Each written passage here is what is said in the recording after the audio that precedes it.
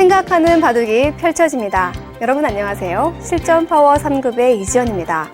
이번 시간부터 소목, 포석 함께 하실 텐데요. 이 소목은 화점과는 달리 매우 다양한 변화들이 있는 것이 특징입니다. 그래서 조금 어렵기도 하지만 또 그런 다양한 변화가 바로 바둑의 깊이겠지요. 이 소목 포석에서는 몇 가지 유형들을 살펴볼 텐데요. 그 첫 시간 먼저 소목에 대해서 알아보겠습니다.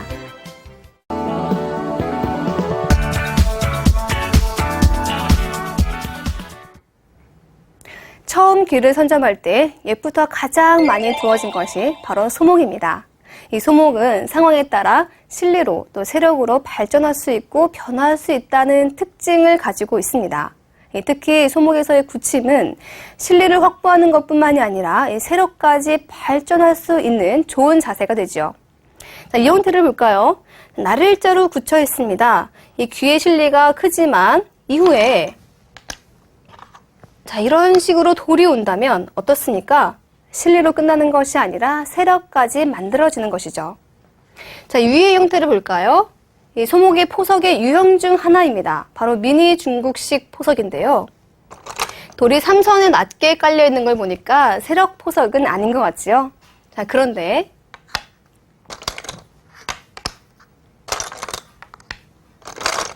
이런 식으로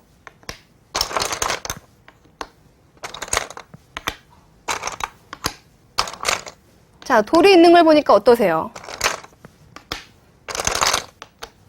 이제는 실리가 아니라 세력이 되었죠? 백으로서 더 이상 방치할 수가 없습니다. 이렇게 소목은 실리와 세력을 자유롭게 넘나들 수 있는 변화무쌍한 수인 것입니다. 소목의 굳힘과 걸침을 살펴보겠습니다. 소목은 날일자 굳힘, 한 칸 높은 굳힘, 눈목자 굳힘, 보통 세 가지로 나뉘어집니다. 날일자 굳힘은 견실하다라는 특징이 있고요. 가장 많이 쓰이는 그런 굳힘이죠. 한 칸 높은 굳힘은 견실함보다는 힘, 단단함, 두터움 등의 특징이 있습니다. 눈목자 굳힘은 발이 빠른 대신 엷다른 특징이 있죠.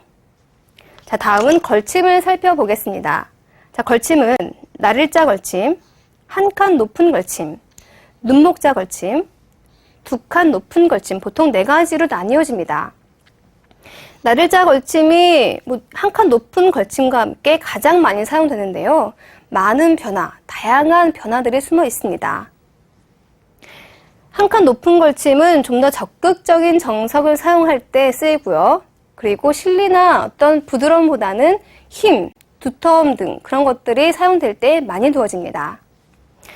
눈목자 걸침은요, 적극적인 전투나 적극적인 정석보다는 조금은 관망하는 자세, 그럴 때 많이 사용되고요. 그리고 두 칸 높은 걸침도 마찬가지입니다. 적극적으로 붙자, 적극적으로 정석을 하자 이런 게 아니라 조금 멀찌감치서 상황을 판단하겠다라는 뜻이 숨어 있습니다. 이번에는 굳힌 형태에서의 활용을 살펴보겠습니다. 소목에서의 굳힘은 실전에서 자주 등장을 합니다. 그런데 이 굳힌 형태 자체에 여러 가지 활용 수단이 남아있다는 것이 또 소목 굳힘의 특징인데요. 여러분들이 그 활용 수법을 안다면 이 포석에서 유용하게 사용될 것입니다. 날일자 굳힌 형태입니다. 귀에 견실하게 실리를 차지했죠. 이때 주변에서는 바깥쪽에서 붙여가는 것, 그리고 이 선으로 붙이는 활용 수단이 남아 있습니다.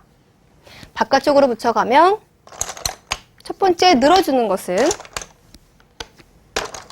맞고, 두 칸을 벌려서.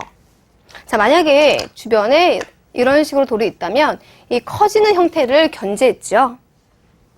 그리고 젖혀가는 것은 늘고, 하나 밀어놓고. 지금 돌이 있다면은 한 칸 띄어서 간단히 견제를 했고요. 돌이 없다면 벌려서 백의 안정을 취했습니다.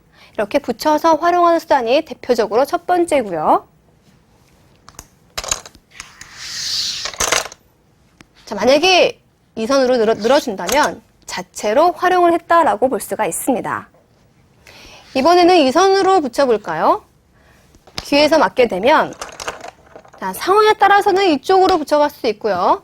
보통은 젖히고 두 칸을 벌립니다.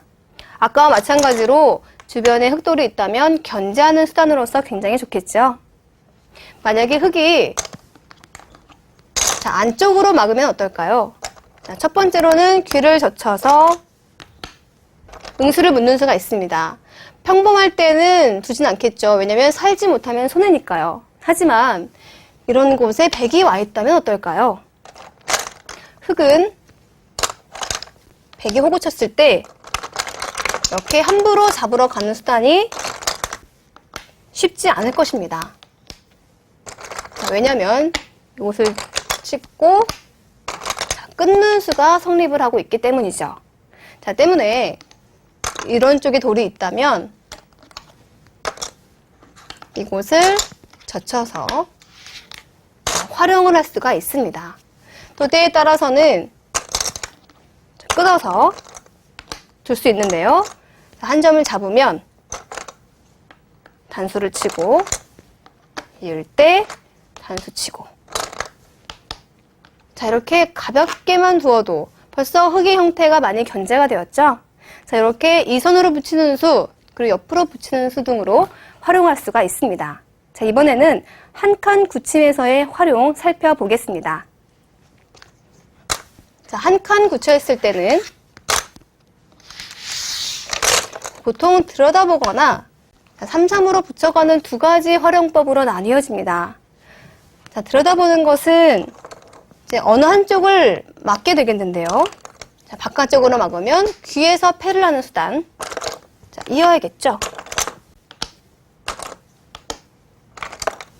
이렇게 호구를 쳐서 쉽게 패가 났습니다. 또 안쪽에서 막아가는 것은 자, 이렇게 위에서 또는 바깥쪽에서 활용할 수가 있겠고요.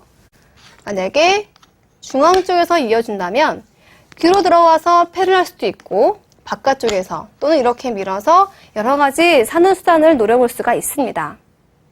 자, 이번엔 3-3으로 붙여보겠습니다. 3-3으로 붙일 때는 보통 호구로 막는 것이 일반적인데요. 첫 번째, 젖혀서 늘면 이렇게 늘어서 사는 수가 있고요. 자, 잡는 것은 단수를 치고 혹시 빠지거나 또는 벌려갑니다.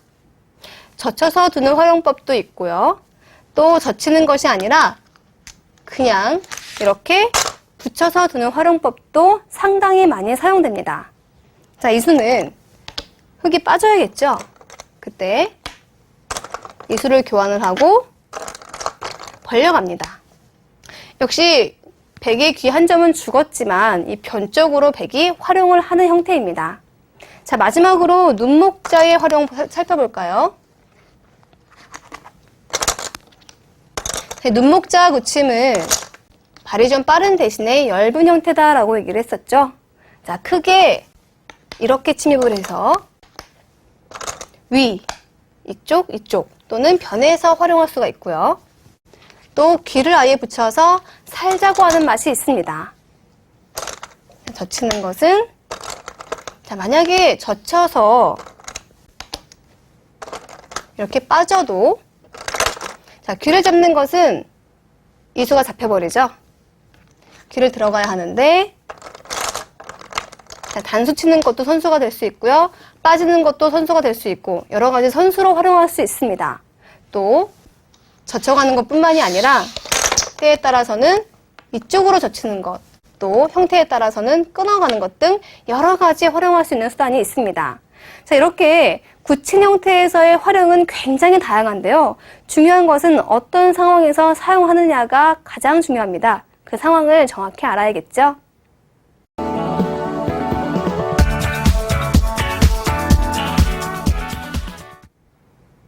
이번에는 소목에서의 큰 자리를 찾아보겠습니다.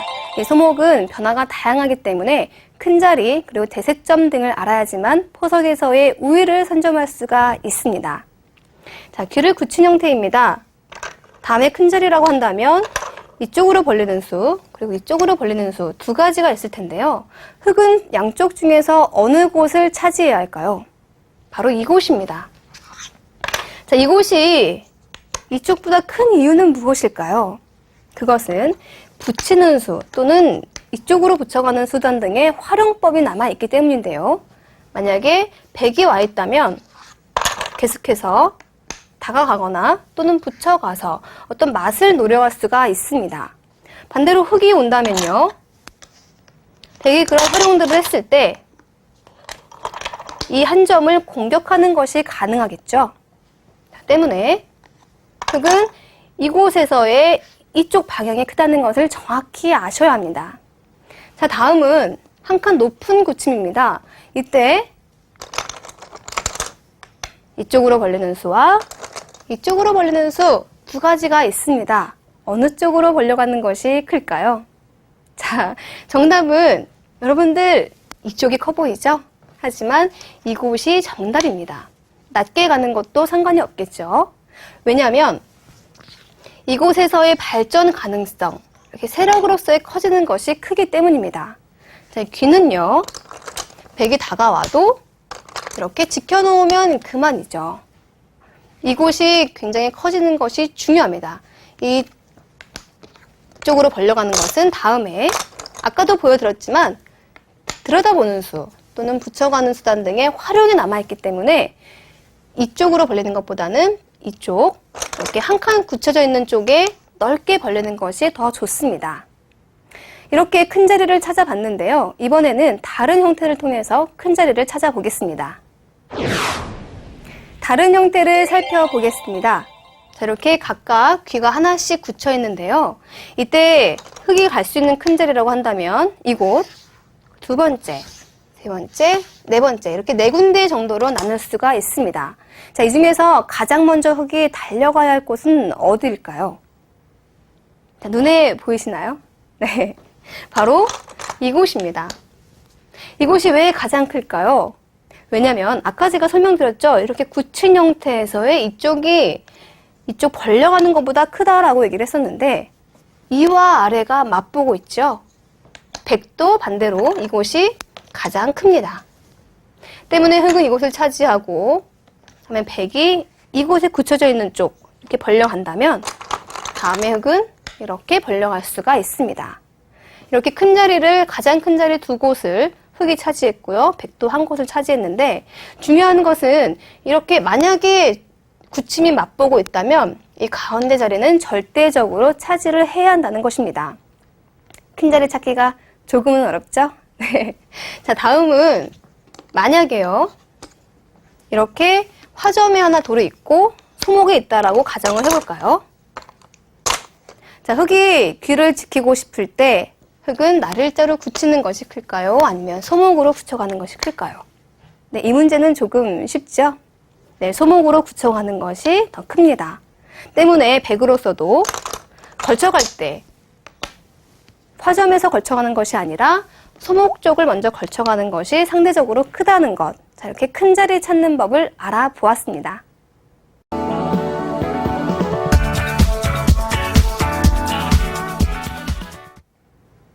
이번 시간 소목과 함께 했는데요. 중요한 것은 소목의 특징입니다. 이 소목이 삼선에 있다고 해서 실리만을 겨냥한 것은 아니라는 것이죠. 이 실리와 세력 어느 쪽으로도 변신이 가능합니다. 이 때문에 소목을 많이 알면 알수록 세력과 실리를 조화롭게 사용할 수 있다는 것, 그것이 소목의 특징입니다. 이번 강의에는 이 소목에 대해서 함께 살펴봤습니다. 어떠셨나요? 아, 뭔가 이제부터 시작이야 라는 생각 안 드세요? 자, 이번 시간에 소목에 대해서 그리고 귀구침의 어떤 활용까지 살펴봤다면 다음 시간에는 구체적인 소목의 포석과 함께 하겠습니다. 저는 다음 시간에 다시 찾아뵙겠습니다. 안녕히 계세요.